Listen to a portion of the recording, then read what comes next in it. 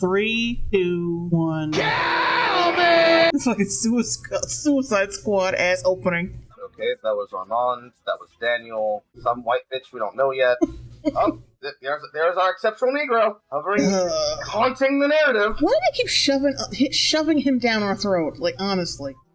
Oh, what happened to little baby face? He's got the fucking eye patch. He looks like a pirate supermodel. What the fuck? Seems to have gotten himself a case of the Kill Bill. Why is this nigga limping? Where did your foot go? Are you expecting me to believe that what happened after you said, "Come and get me"? I'm the vampire Louis the pawn the butt loose up ball hold the lock. I'll fight you. Was that you lost a leg, nigga? See, because that doesn't bode well for him. That makes him look like a bitch. I'd leave too. What the fuck? I expected to spend some money on something I was going to use. Another season of this tripe. I'm out of here. Now, they were really trying to make the Talamasca thing. I don't give a single fuck about glasses, dude. They're still going forward with those things. They're still consigned to put on 6 different series that are connected to this fucking... Yep. If you are hearing this now, you must be a very privileged individual. You could have fed a small nation for years while they paved over the rubble. Like, how many years in the future is this where his shit is like, his memorabilia costs that much money? Yeah, this is like a secret underground auction, it looks like, so they probably know he's a vampire. This probably isn't a part of the general public.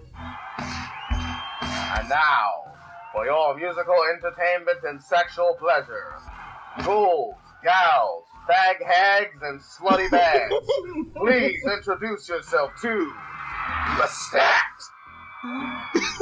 That timing.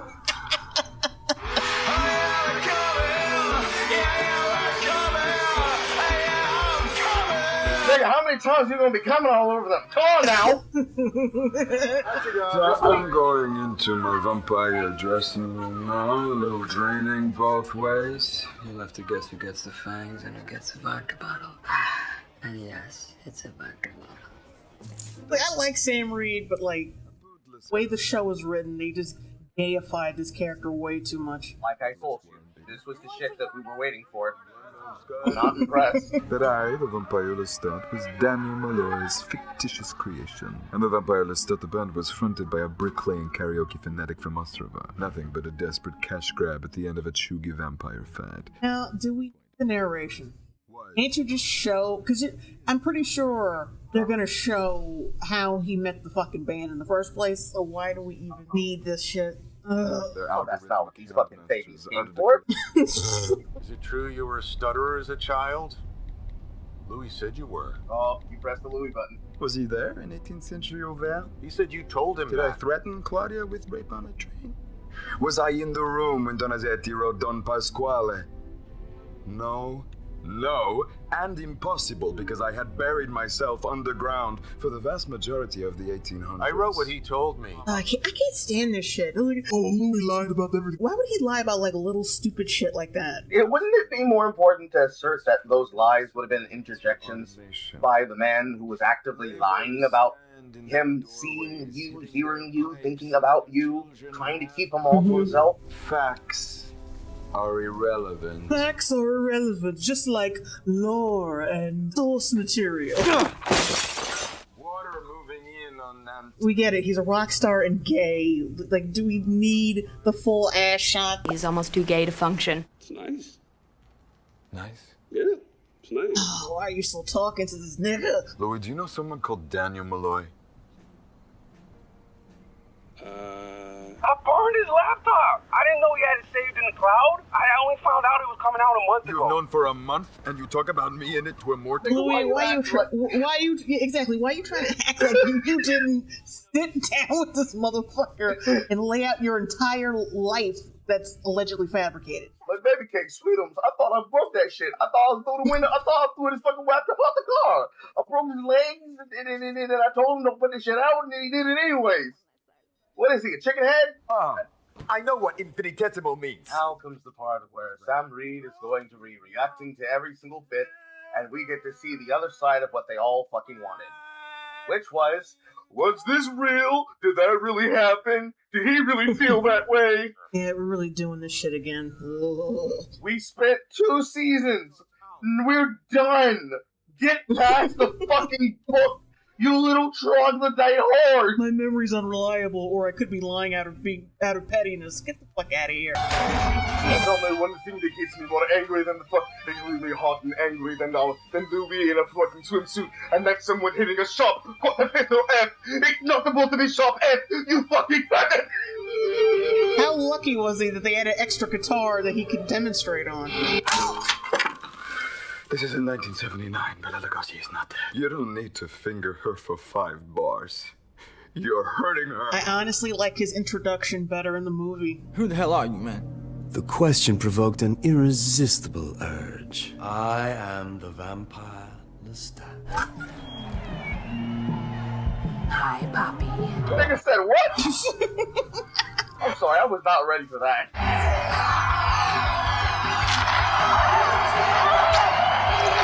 All the fat bitches watching the show are like, it should have taken.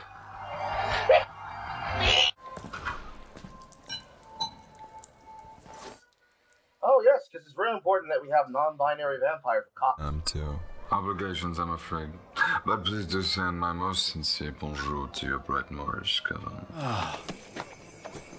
Hey, don't look at me. Why are they doing like a cheap edit that I would usually do in my videos? How are you affected by drugs? You don't even have a brain, like a working brain at least. They're taking all of your edits. Oh my god. Stop this shit. Normally, confining architecture and a thrift store Also, cover. are we just gonna glaze over the fact that he mentioned very blatantly that he has the blood of Akasha?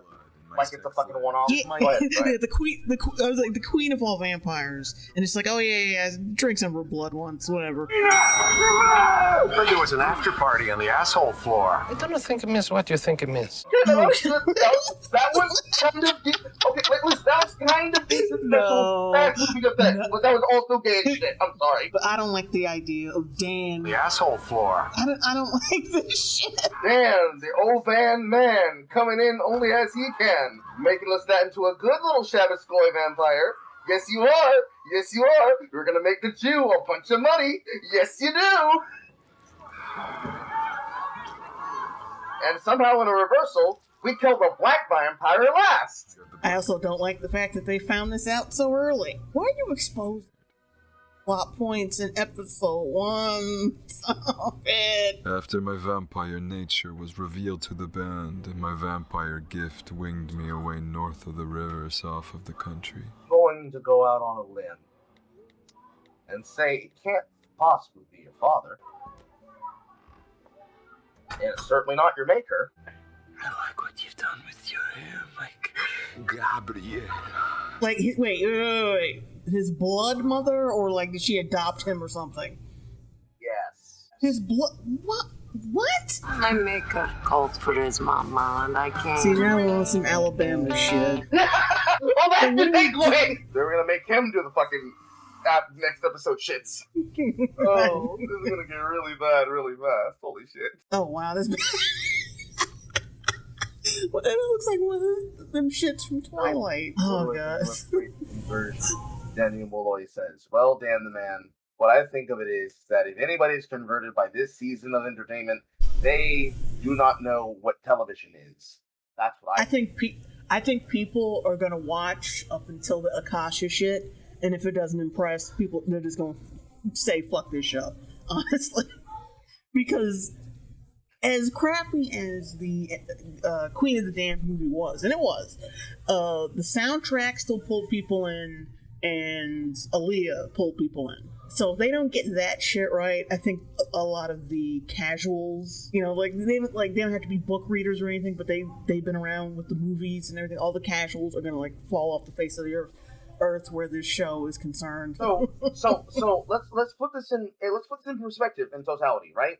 Season 1 and Season 2 is the telling of this life story and all of the context behind the great rules and the great laws and the ongoing drama between Louis Loose Butt Cheeks and Lestat Longdick. You also now have personal history from fucking how many fucking names did he call himself?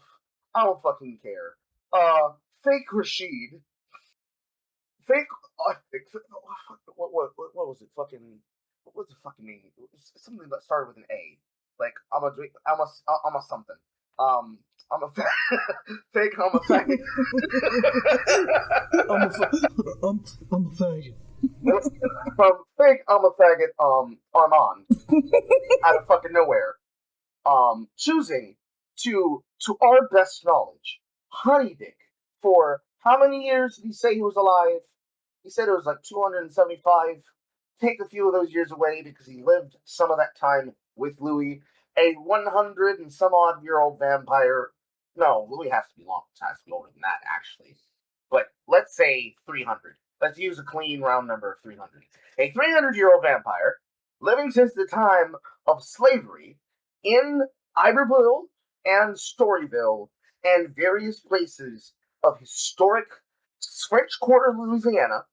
Seasons 1 and 2 was first the incorrect recollections and then the correct memory-based recollections of a 300-year-old vampire recalling his early life, his human life, his vampire life, the making of his pseudo-daughter, which apparently he was a lot more of a nigga during, and his refined recounts of everything he did before, during, and after the parts that he considered to be the most important to his origin story.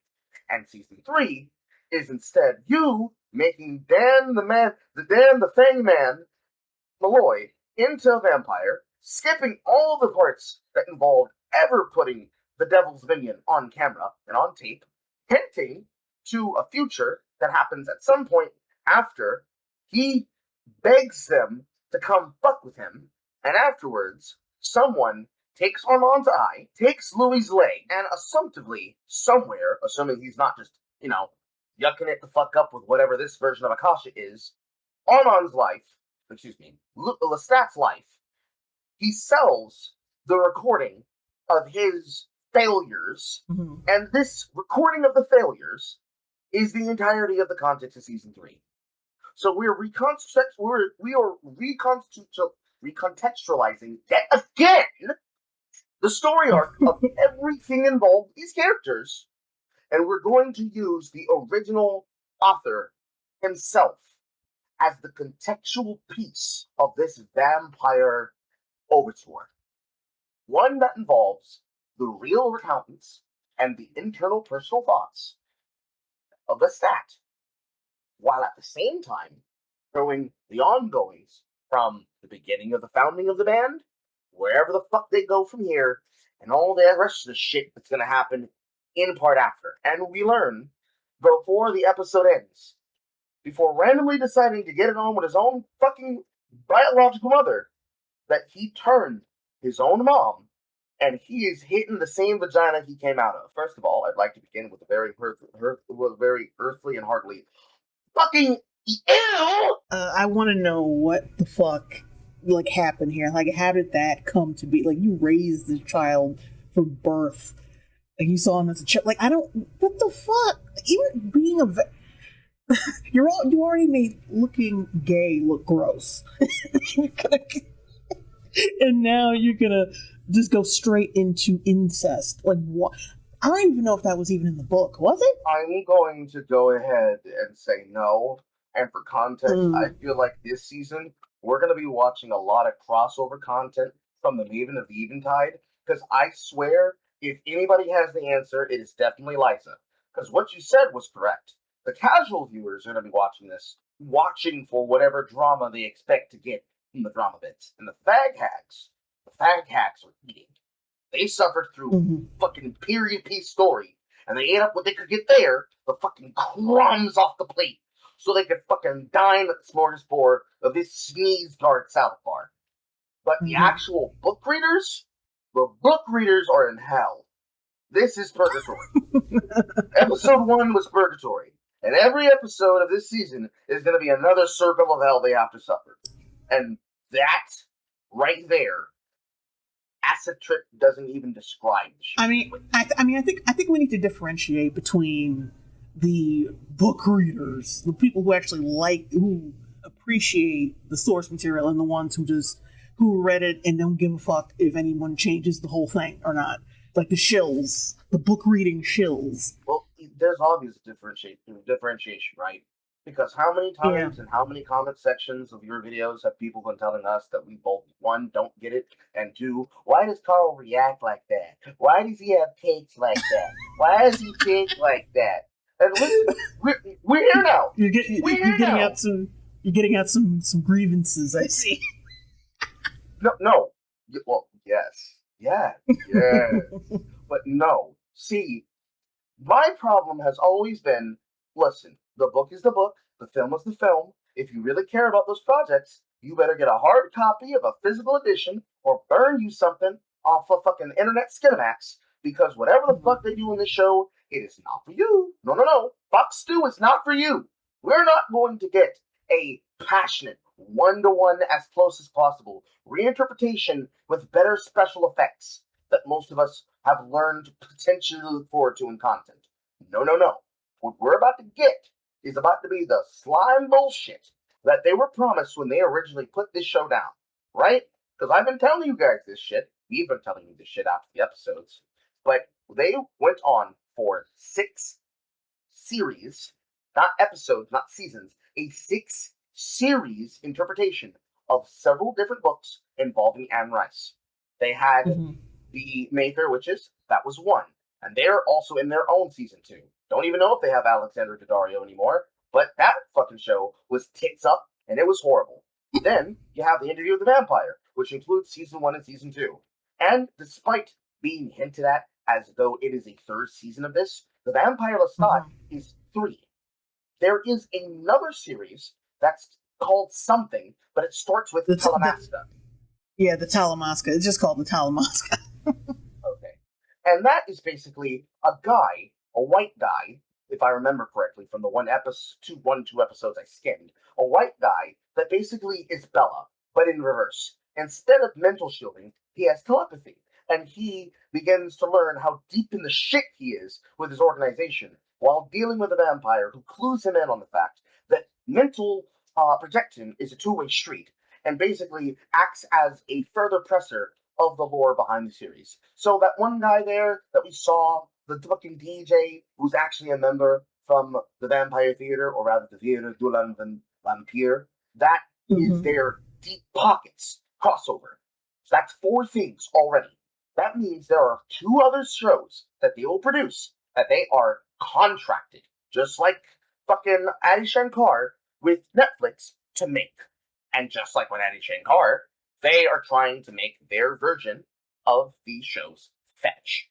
Now, those of you, I don't know if you fucking care or watched my reviews of that shit, but I'm going to give you a brief overview. When you hire someone as a steward, because that's what the fucking Davo with his fucking white hair is supposed to be, a steward of your franchise material, when you hire somebody like him, or Addy, to write something, to make something, you're creating a piece of a version of content for a different audience, alright? So let's think of it like Netflix. The Netflix audience that's watching One Piece. The Netflix audience that was watching both Riverdale and also The Chilling Adventures of Sabrina, made by the same guy. The guys that are watching and making Netflix's One Piece, and they literally hired people that are friends of friends because they wanted to. All of that shit is recontextualization. Everything we've been watching is recontextualization for the purposes of entertaining only themselves, because they don't care about book accuracy.